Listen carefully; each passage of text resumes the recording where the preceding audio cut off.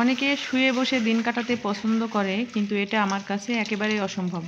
আমি সবসময় কাজের মধ্যে ব্যস্ত থাকতে পছন্দ করি। তো বন্ধুরা, কেমন আছেন সবাই? আশা করছি সবাই ভালো আছেন, সুস্থ আছেন। তো আজকে আমি দুপুরে রান্নার জন্য এখানে পুঁটি মাছ ভাজি করব আর মুরগি রান্না করব, আর সেই সাথে করলা চচ্চড়ি করব। তো আমি এখানে পুঁটি মাছ আর মুরগি ভিজিয়ে দিয়েছি। এরই মাঝে আমি মুরগি কেটে ধুয়ে মশলা করে চুলায় বসিয়ে দিয়েছি, আর পুঁটি মাছও ধুয়ে মশলা মাখিয়ে রেখেছি। এরপরে আমার অনেক কিছু কাজ আছে, সেজন্য আজকে আমি রান্নাবান্না একটু তাড়াতাড়ি করছি।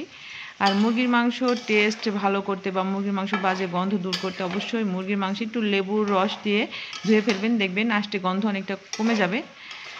তো আমি সেটাই করেছি। যে কোনো মুরগি, ব্রয়লার হোক বা দেশি হোক বা লেয়ার হোক, মানে যে কোনো মুরগি আর কি, তো সেভাবে রান্না করবেন, দেখবেন অনেক সুন্দর টেস্ট হবে।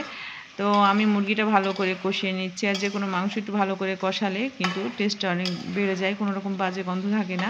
তো আমি যত সম্ভব চেষ্টা করছি ভালো করে কষিয়ে নিতে। তো আজকে মুরগি রান্না হবে, সাথে পুঁটি মাছ ভাজি হবে, সেই সাথে হবে করলা চচ্চড়ি। তো আমি আগেই বলেছি।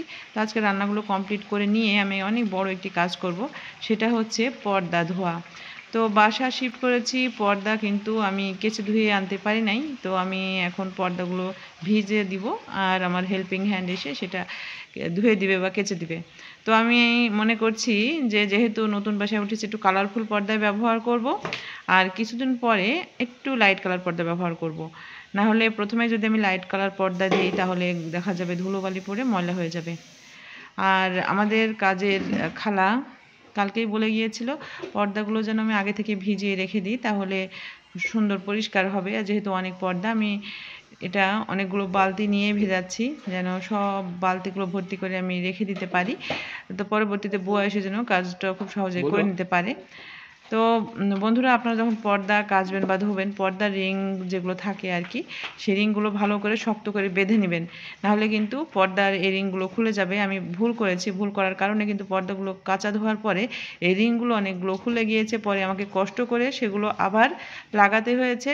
আর রিংগুলো কিন্তু দেখা যায় অনেক আঁচড়িয়ে কাচলে রিংগুলো ভেঙেও যায়। তাই আপনারা যখনই পর্দা নিজে কাচবেন অথবা খালা দিয়ে কাচাবেন, এগুলো একটু বেঁধে দিবেন, তাহলে দেখবেন কাচলেও কিন্তু পর্দার রিংগুলো খুলেও যাবে না, সেই সাথে এটা ভেঙেও যাবে না, পর্দার রিংগুলো ভালো থাকবে।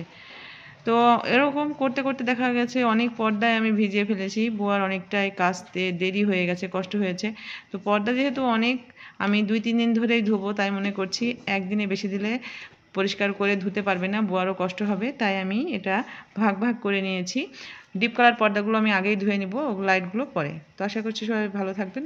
চলে আসবো নতুন ভিডিও নিয়ে।